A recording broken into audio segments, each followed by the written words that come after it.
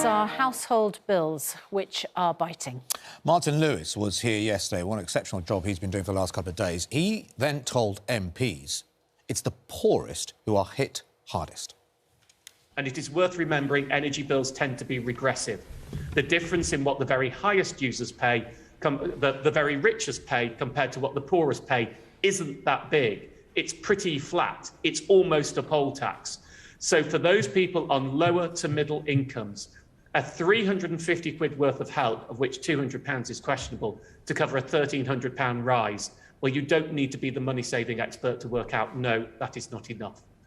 Martin Lewis speaking to the Select Committee MPs yesterday in Parliament. Well, joining us to talk through all of that, personal finance expert Gemma Godfrey, the Managing Director of Iceland Supermarket, Richard Walker, and Mick Fleming, who is pastor at Church on the Streets, which helps people living in poverty in Burnley. Well, Pastor Mick, I just wonder if we can talk to you first, because you run a food bank as part of the charity there.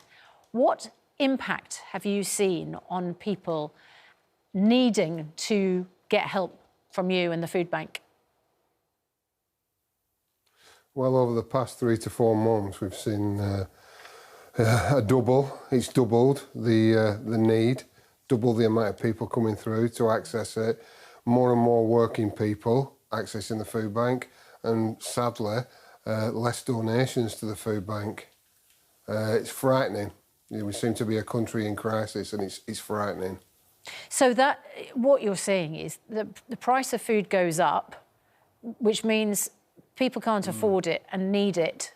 But of course, it's gone up for those who would otherwise buy it as an extra item in their shopping bag to donate to the food bank. It's a double whammy for you, isn't it? Well, it is. I mean, it just shows trickle-down economy doesn't work. You know, it doesn't work. When people are struggling full stop, when people are working and they have to access food banks, then we have problems. You know, and I think we have to put party politics to one side and look at what's really required, you know, urgently. Let's speak to Richard Walker, Managing Director of Iceland. Richard, how high are the prices now? How much have you had to increase the price of some products? Can you give us some examples? Well, I mean, look, prices are going up, and I think Martin Lewis made a very good point that, you know, the price increases for the poorer and the staple products as well are higher. So whilst general inflation might be, you know, 6% as you reported, I think food inflation is closer to 10%. I mean, some of our products have gone up more, but it's different across the board. It very much depends on the commodity, where it's sourced from, and all of the processes that go into producing it and putting it on the shelf in our store. There will be people watching, I'm sure, Richard Walker, who say, well, the supermarkets make a profit. Why can't they take more of a hit? What's the answer to that? Yeah, look, we're doing everything we can. I mean, funnily enough, I don't think we'll make much profit. We didn't last year. We're doing everything we can to keep prices low. We are in a very inflationary environment. We can't just put up the prices. We've got to be as competitive as we possibly can be. But we're doing everything we can. We've frozen all of our £1 lines to the end of the year. And it's interesting, actually. We have different ways to shop, like online delivery, but it's free. And we're seeing more people go to that now because they don't have to pay for fuel to use it. And then we've launched a bonus card where people get £10 off on their first shop, and then save 5% for everything that they do spend with us. So I think there are more ways that business can help to support, and actually some innovative ways as well. We've extended about £1.5 million of microloans now through our ethical credit scheme, which we're rolling out across the country. And that's sort of small amounts from 25 quid up to 75 quid, where the interest paid is a couple of pence up to 40p. And I think that really helps our customers, because I do think this cost of living crisis is the single biggest domestic issue facing our country. You talk about the free delivery service, but that increases the costs that you'll be paying for fuel for the vehicles which deliver, which presumably then goes back onto the prices of the food. Well, not directly. I mean, we're a private company. We can sort of taper the costs over the longer term. We can stomach some of it. But you're absolutely right. I mean, if it's not fuel, it's commodity price pressure, it's electricity bills, even good things like national minimum wage increase. You know, that will cost us a lot of money. Green taxation, which, you know, I'm a supporter of, Susanna, but of course that's just all come at the wrong time as well. And you're right, business is not some endless sponge that we can soak up all of these increases. And that's why I think it's very important to talk about consumer price pressures. But we need to be looking at what the Chancellor can do for business as well, because ultimately that's supporting consumers, because business will have to pass it on to consumers at the end of the day.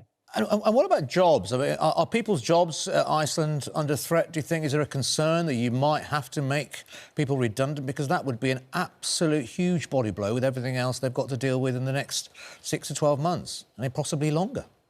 Yeah, I mean, we've created 5,000 jobs since the start of the pandemic. So, you know, our trade is brisk, albeit our cost base is going up as well. So we are having to be very careful now on the hours that we're offering to control our costs. But we're not cutting jobs. In fact, we're opening 30 new stores a year through our food warehouse format. So we are creating more jobs. But you're right, all of the pressures are there. It's incumbent on us as business managers to be as responsible as we can to make sure that, you know, we're there for the next 51 years, because we've got 30,000 people who rely on us for a paycheck each week. So we've got to make the right decisions for the long term for our customers, but also for our business as well. Just very quickly, I heard that you were fast-tracking Ukrainian refugees into jobs, which, you know, sounds fantastic. I think a lot of people agree with that. Is there an impact on British people getting those jobs because of that or not?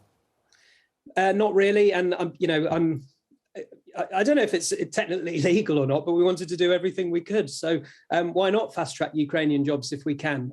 Because we need to do everything we can to support. The reality is it's a tight, very tight labour market. We need more jobs in our depots than there's availability for. So actually, it's a smart solution. We haven't done that in our stores, for example, because there's plenty of domestic workforce that need those jobs. But it was a nice, neat solution in our depots. I'm just afraid to say that the visas aren't forthcoming as quickly as we'd like. So take-up of that scheme has not been as quick as we want yet, but hopefully that will change. Pastor Mick, I just want to ask whether you see people really struggling with their energy bills. Obviously, you run a food bank, so people are coming to get food.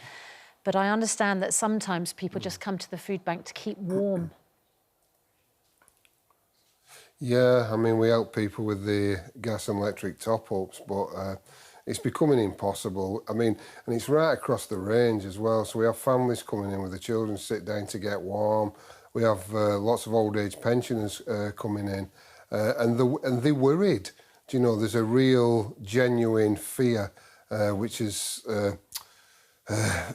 helping people to struggle with the kind of the mental health, the anxieties, all the type of things that go with that. So we're seeing an increase in suicide, we're seeing an increase in addiction, people self-harming, and it's the worry and anxiety of just being able to look after themselves and the family and the feelings of hopelessness. Yeah. And that's what we're seeing, and it's growing. Just has a much broader impact, doesn't it? Well, Pastor Mick, thank you for the work you're doing. Yeah. Richard Walker from Iceland, thank you. Let's turn our attention to what people can do.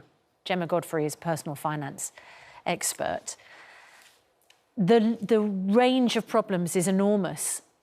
We spoke earlier about the fact that during the pandemic, the Chancellor did a huge pandemic, giveaway, the furlough scheme and the loans.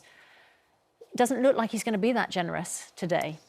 No, and I think the trouble is that now families are fighting on all fronts. Before that was absolutely about their employment, but you've got here energy prices, we've talked about food prices, housing as well. Rents are going up as well as mortgages as well because the interest rate went up, and also transport, whether you're taking the train or whether, you're driving yourself. So, and it's affecting everybody, across the UK.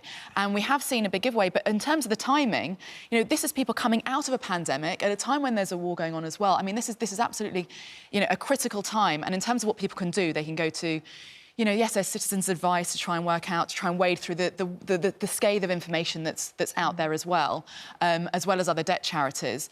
And then in terms of what the government can do, we talk about them being more restricted because, of course, the interest on their debt's going up. But you have to help vulnerable households because also the economy is completely reliant on people going out and spending. People can't even look after their own families. Yeah. They're not going to go out and spend. That'll affect companies, that'll affect jobs, and the whole vicious circle will continue. So, and also the other thing is when the budget first came out, interestingly, the government overestimated how big the deficit would be. There's a bit of wiggle room there. And then finally, because energy prices have gone up, that actually the tax that the government has charged on it has also gone up. So some of the measures the government could do is actually just not dip into the coffers, but actually just cut back on the windfall that they've earned and also will be earning going forward.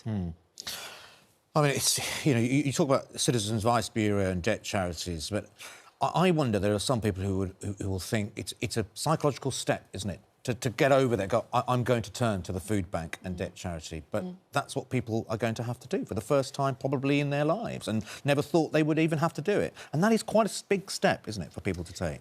It is. I mean, I would encourage anybody that needs to seek help to go and seek help because also it covers the range. Because even people, we're talking about people that absolutely are on the breadline that need to be able to get some support with their money. But I think this is an incredibly overwhelming time for everybody. And if you think about it, what money really means to people, money means safety, freedom, security. Yeah. And it's so overwhelming right now to be fighting on all these different fronts that people will need some support. The rise in energy bills is one of the things that I think has left people reeling. It is also very complicated for people to fix themselves. Yeah. What are your sort of top tips for how to work out what's going to happen when the energy price cap rises in April the 1st? I mean, it is a very complicated time, absolutely. And I'll talk about some of the initiatives kind of afterwards in my second half. But I mean, I think in terms of, top tips, it is knowledge is power.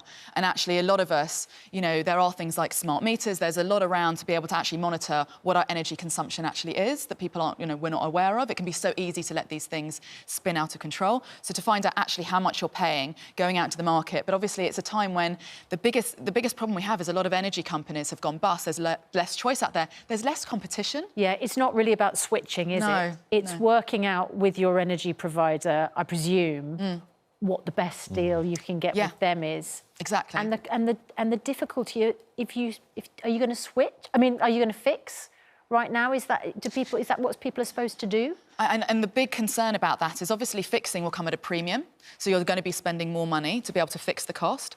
And while that may make sense because in October we're likely to see another increase in the price cap, the concern there is also, the hope is that we'll get a bit more competition back into the market because at the moment there's a bit of a monopoly. And because there's less choice, it means that it's not as competitive out there. And at the same time, when the government coming out saying you get a £150 rebate on council tax, fine, but the £200 that you get will have to be paid back in a year. The concern there is that's encouraging people. They'll spend the money and then put them into debt. And debt isn't just about the amount you owe, it's the interest that you're paying. And there's no guarantee that we'll suddenly be in a better position in 12 months' time either. No. Look, it's a really incredibly difficult situation. And I do think it's one of those moments, and look, the pandemic taught us one thing, didn't it? Was looking after each other, having a lot more compassion as a society. And I do think we now need to keep an eye on each other a lot more. Our family, our friends, our neighbours. I've got a neighbour 2 doors down, they live on their own. A couple of times I have already, I'm going to the shops, do you want me to get you something? Because it saves them parking their car, driving often. And it's just those things that I think, maybe only make a small impact, but we are going to have to look after each other a little bit more, aren't we? Gemma Godfrey, thank you very much indeed. And our thanks, as I say, to Pastor Mick Fleming and Richard Walker, the Managing Director of Iceland as well.